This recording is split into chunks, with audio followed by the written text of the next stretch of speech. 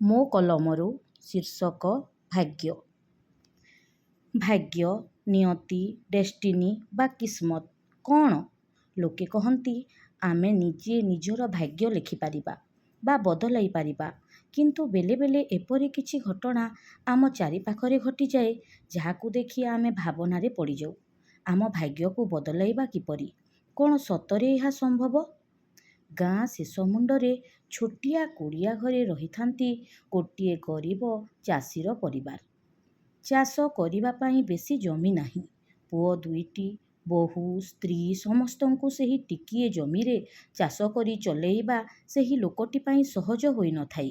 ମୂଲ ଲାଗି ଶ୍ରମିକ କାମ କରି ପେଟ ପୋଷନ୍ତି ସେମାନେ। ଆଜିକାଲି ତ ଗାଁ ଲୋକେ ସହର ମୁହାଁ ହୋଇଛନ୍ତି। ଗାଁର ଜମିତକ ଭାଗରେ ଲଗାଇ ସହରକୁ ଚାଲି ଆସୁଛନ୍ତି। ଭାଗ୍ୟକୁ ସେହି ବୃଦ୍ଧ ଲୋକଙ୍କୁ ମଧ୍ୟ ଭାଗଚାଷୀ ହୋଇ ଚାଷ କରିବା ପାଇଁ ଜମି ଟିକିଏ ମିଳିଗଲା। ଏଥିରେ ସେ ଭାରି ଖୁସି। ହେଲେ ଚାଷ କରିବ କିପରି? ଚାଷ କରିବା ପାଇଁ ତ ପୁଣି ଜମିକୁ ହଲ କରିବାକୁ ପଡ଼ିବ। ତା ପାଖରେ ତ ଏତେ ସମ୍ବଳ ନାହିଁ ଯେ ସେ ଟ୍ରାକ୍ଟରରେ ବା ପାୱାର ଟିଲର ଲଗାଇ ଜମି ହଲ କରିବ। ହେଲେ ଘରେ ବଳଦଟାଏ ଅଛି। ଆଉ ଗୋଟିଏ ବଳଦ କିଣି ଆଣିଲେ ଆରାମରେ ହଲ କରିପାରିବ। ଏହା ଭାବି ଆଉ ଗୋଟିଏ ବଳଦ କିଣିବା ପାଇଁ ଖବର ଲଗାଇଲା। ମୋ ବାପାଙ୍କ ପାଖରେ ବଳଦଟିଏ ଥାଏ। ବାପା ମଧ୍ୟ ସେହି ବଳଦଟିକୁ ବିକ୍ରି କରିଦେବା ପାଇଁ ଚାହୁଁଥିଲେ। ସେ ଲୋକଟି ଖବର ପାଇ ପହଞ୍ଚିଗଲା ବାପାଙ୍କ ପାଖକୁ। ବାପାଙ୍କ ସହ କଥାବାର୍ତ୍ତା ହେଲା ଓ କିଛି ଟଙ୍କା ଦେଇ ବଳଦଟିକୁ ବାପାଙ୍କ ଠାରୁ କିଣିନେଲା। ଏଥର ଲୋକଟିର ମନ ଖୁସି। ଆରାମରେ ଜମି ହଲ କରିବ, କ୍ଷେତରେ ଫସଲ ଫଳେଇବ। ହେଲେ ହେଲା କିଛି ଅଲଗା। ସେଦିନ ଆକାଶରେ କଳାହାଣ୍ଡିଆ ମେଘ ଘୋଟିଥାଏ।